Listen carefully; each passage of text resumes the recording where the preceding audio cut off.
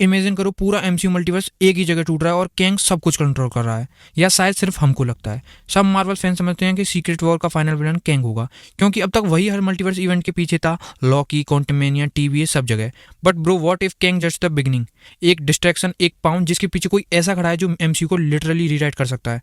और ये थ्योरी उसी विलन के बारे में जो मार्वल का सबसे बड़ा ट्विस्ट बन सकता है। सबसे पहले बात करते हैं डॉक्टर डूम की। वो बंदा सिर्फ विलन नहीं है, वो एक मास्टरमाइंड है। कॉमिक्स में उसने बियॉन्डर की पावर चुरा ली थी और एक ऐसा वर्ल्ड बनाया था जिसका नाम था बैटल वर्ल्ड, जहां हर मल्टीवर्स का वर्जन एक दूसरे से टकरा रहा था।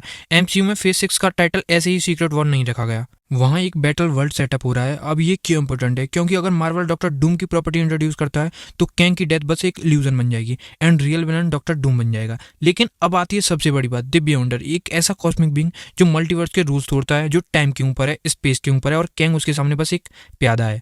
लॉकी सीजन 2 में एक लाइन ड्रॉप की थी, he who remains is not the only one. That line might be the biggest hint Marvel has ever given.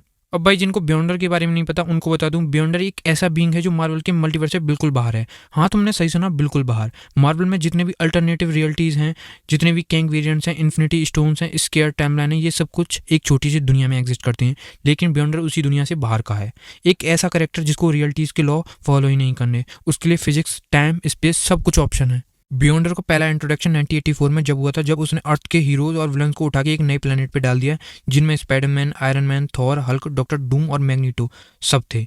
और रीज़न सिर्फ इतना कि बियॉन्डर को समझना था कि डिज़ायर क्या होती है, पावर का मतलब क्या होता है, और कॉन्फ्लिक्ट किस चीज़ का नाम है। भाई, बियॉन्डर की पावर का स्केल समझने के लिए तुम्हें मार्वल के सबसे बड़े कॉस्मिक बीइंग्स देखने पड़ेंगे। गैलेक्टस बियॉन्डर के सामने एक इंसेक्ट है, celestial, one shot, infinity stone बच्चों का खेल। बियॉन्डर हर थॉट, हर विश रियलिटी बन जाती है। उसने एक बार पूरी डेथ को हटा दिया था, जैसे एक दिन के लिए सब अमर हो गए हों, क्योंकि उसने सोचा था what if no one dies, और बस पूरी मल्टीवर्स में कोई नहीं मरा। इतना ही नहीं, उसने टाइम को, एग्जिस्टेंस को और पूरी क्रिएशन को एक सेकंड में चेंज कर दिया था।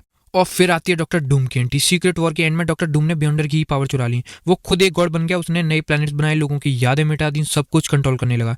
लेकिन बियॉन्डर ने सिर्फ उसे देखा, और जब उसे लगा कि डॉक्टर डूम ने ज़्यादा ही लिमिट क्रॉस कर दी, तो उसने अपनी पावर वापस ले ली। उसने डॉक्टर डूम को भी एक लेसन दिया और कहा, you might be a genius but I am the source of your reality. ये लाइन सुन के पता चलता है कि बियॉन्डर कितना ऊपर है सबसे। क्या होगा अगर एमसीयू का बियॉन्डर ऑलरेडी एग्जिस्ट करता हो टीवी के ऊपर, और वो कैंग को सिर्फ एक टूल की तरह यूज कर रहा हो, जिससे वो टाइमलाइन मैनिपुलेट कर सके सीक्रेटली, और जब कैंग मर जाए तब रिवील हो real chaos. Better world collapse करेगा और फाइनल विलन या तो डॉक्टर डूम या बियॉन्डर सामने आएगा।